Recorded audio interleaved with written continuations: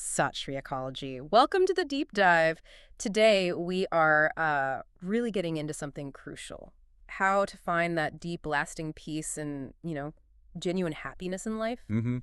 It's a big question. It really is. And we're not just theorizing, we're focusing on this single, really potent set of couplets. Written by Guru Tegh Bahadurji, yes. Truly timeless wisdom. Exactly. Timeless or relevant if you're like a teenager trying to figure things out or much later in life looking back. It hits everyone. It really does span all ages and experiences. So our mission today is to unpack these words, see how living by them offers a practical path away from, well, all the usual worries and negative stuff. Yeah, the everyday anxieties that can just weigh us down. Okay, let's unpack this. What is the core actionable message Guru Tegh Bahadurji is giving us about where that real sustaining happiness is actually found, not just, fleeting pleasure? Well, the couplets really lay out two foundational ideas, you could say. First, there's this call to surrender to the Creator, the divine.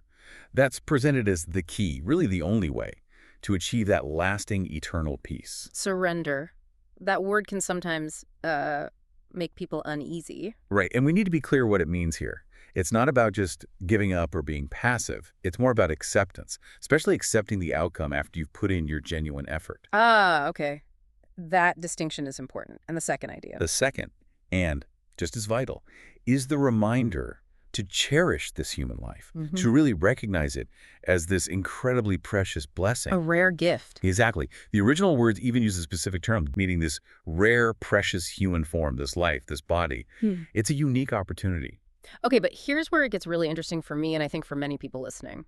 When you hear surrender in our modern world, the world of ambition, goals, the hustle, doesn't it sound like it could lead to maybe laziness or losing focus? How do you balance that with striving? That's a really important question, and yeah, it's a common way people misunderstand it. Yeah. Surrender here isn't about dropping your ambitions. It actually translates to finding peace by shifting your focus away from just chasing temporary highs towards something deeper, more sustaining. Okay. So if you truly want that deep peace, that lasting happiness in your life, the guidance is to live in the remembrance of the divine. Remembrance. Yeah, centering yourself on virtues, on selfless service, rather than getting consumed by material anxieties or constant comparison. And when you hear these couplets recited in the voice of someone like A.P. Singh from Sikh Dharamsal. Oh, yes.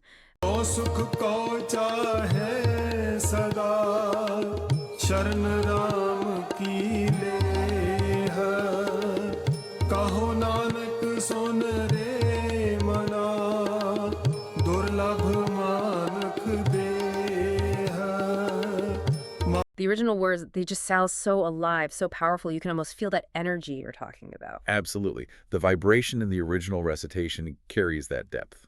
So how does this remembrance actually deliver that peace? What's the practical payoff day to day? Well, the practice itself, this constant remembrance, is incredibly liberating because it tackles the internal conflict directly. As you make an effort to live with divine virtues, honesty, compassion, contentment, and you commit to selfless service, helping others, you start to feel genuinely free. Free from what? Free from those really destructive negative emotions, the vices, anger, greed, unhealthy attachment, ego, and especially that corrosive jealousy towards others. Wow. Just imagine, truly, a life without that constant churning worry or that burn of jealousy. Imagine seeing everyone with genuine love and compassion and just fully living each moment. That sounds transformative. It is. That freedom is the payoff. It's not abstract, it's a tangible shift in your experience of life.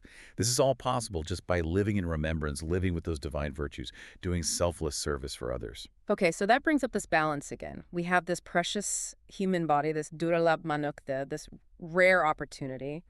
How do we use it right? How do we balance working hard, building a career, raising a family with this idea of being free from expectation? What's the right way to use this life? The guidance is clear. Use this life to live healthy, live long, and do good things for others. But here's the crucial part. Yeah. Do it without the expectation that you need something specific back in return. No strings attached, basically. So you give your best effort, but you detach from the outcome. Exactly. You define the effort, you pour your heart into it. But the outcome, that belongs to the divine flow. You accept it. That takes practice, I imagine. It definitely does. Yeah. but it's incredibly freeing once you start. And, I can share a personal example, actually, something I observed. Oh, yeah. Please do. So I have several friends who run their own businesses. And, well, most of them are just constantly worried. You know the type. Oh, I know the type. Stressed So, constantly. worried about sales dipping or maybe not hitting last year's profit numbers, this and that. Always anxious. But then there's this one friend. He also has a business, but he seems different. Always seems happy, present, living in the moment. I never hear him complaining about business stress. So did you just assume he was making massive profits? Like maybe his business was just way easier? I actually asked him that one day. I was like, look, all our other friends are stressing about their businesses, but you always seem so calm. Are you just like secretly rolling in it? And what did he say?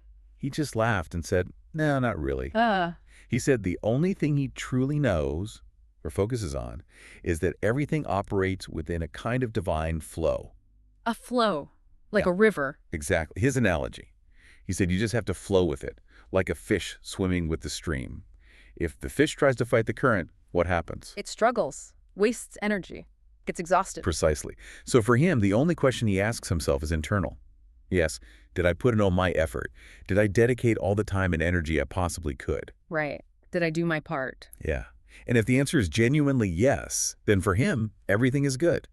He accepts whatever comes next because he knows he controlled the only part he could of his actions. He doesn't worry about the things he can't control. Exactly. He lets go of the anxiety about external results he can't dictate anyway.